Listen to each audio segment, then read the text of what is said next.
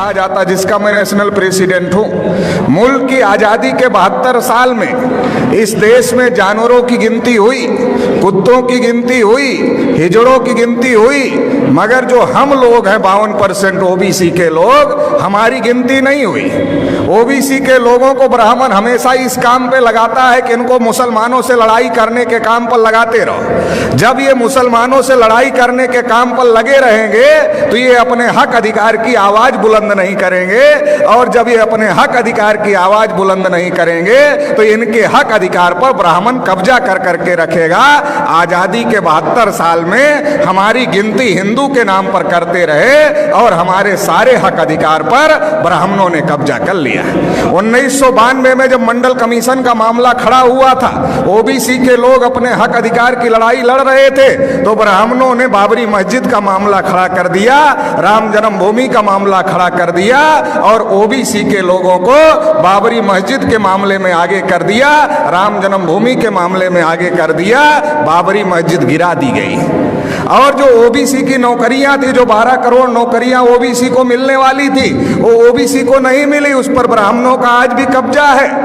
और मुसलमानों की मस्जिद चली गई, मतलब हमारी नौकरियां चली गई, आपकी मस्जिद चली गई, और रिजल्ट आया ब्राह्मणों के फेवर में, मंदिर बन गया। अभी मोदी जी अपने को ओबीसी कहते हैं, मगर उन्होंने ट्रस्ट घोषित किया, ट्रस्ट में एक भी ओबीसी के आदमी को मेंबर नहीं बनाए। जब मुसलमानों से लड़ना है तब हम हिंदू हैं, जब हम अपने हक अधिकार की बात करते हैं तब हम हिंदू नहीं हैं। मुसलमानों से लड़ाने के लिए हमको हिंदू बनाते हैं, और इस देश में हिंदू है कौन?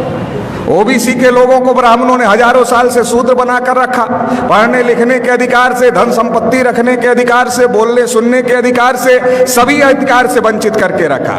लिखा मनुस्मृति में, अगर आंख से ज्ञान देख ले तो आंख में सूजा डाल देना चाहिए, उच्चारण करे तो जीभ काट लेना चाहिए, और अगर कान से ज्ञान का एक शब्द सुन ले तो कान में शीशा पिघलाकर डाल देना चाहिए, ये लिखा। शेड्यूल कास्ट के लोगों को अछूत बना के रखा, आदिवासियों को जंगल में रहने के लिए मजबूर किया, तो देश में हिंदू है कौन?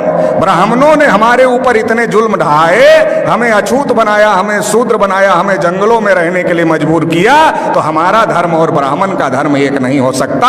हम हिंदू नहीं है। आप रामायण पढ़ लो, महाभारत पढ़ लो, गीता पढ़ लो, वेद पुराण पढ़ लो, श्रुति स्मृति पढ़ लो, कहीं पर भी हिंदू लिखा हुआ नहीं है, क्योंकि ये हिंदू हिंदी भाषा का शब्द नहीं है, ये हिंदू संस्कृत भाषा का भी शब्द नहीं है, ये पर्शियन भाषा का शब्द है, जिसका अर्थ होता है हारा हुआ, नीच, कायर, काला, चोर, गुलाम। आज भी ब्राह्मण हमको गुलाम कहते हैं, हम गुलाम बनने के लिए तैयार नहीं हैं, और हम हिंदू नहीं हैं, तो फिर हम क्या हैं? हम इस देश के मूल निवासी हैं, और मूल निवासी कौन है? इस देश के शासक हैं, इस देश के राजा हैं। सम्राट अशोक का नाम आपने सुना होगा, अफगानिस्तान तक, रसिया के बॉर्डर तक सम्राट अशोक का राज था।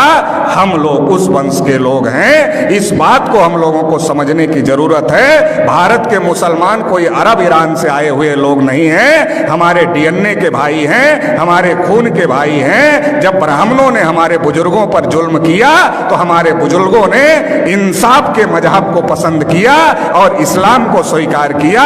भारत में जो मुसलमान हैं हमारे डीएनए और खून के भाई हैं, इस बात को ब्राह्मण जानता है। इसलिए दंगे में हम मरे या दंगे में आप मरे, ब्राह्मण की सेहत पर कोई फर्क नहीं पड़ता है। हमारे और आपके बीच में ब्राह्मण आ गया है, उसको बीच से हटाना होगा, भाई को भाई से गले लगना होगा।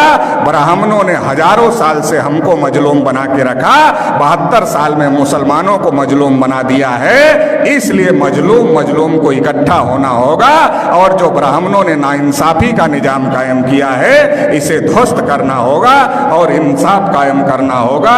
इंसाफ की इस लड़ाई में आप साथ देंगे, इतना ही कहते हुए आपने मुझे सुना, इसके लिए आभार, धन्यवाद।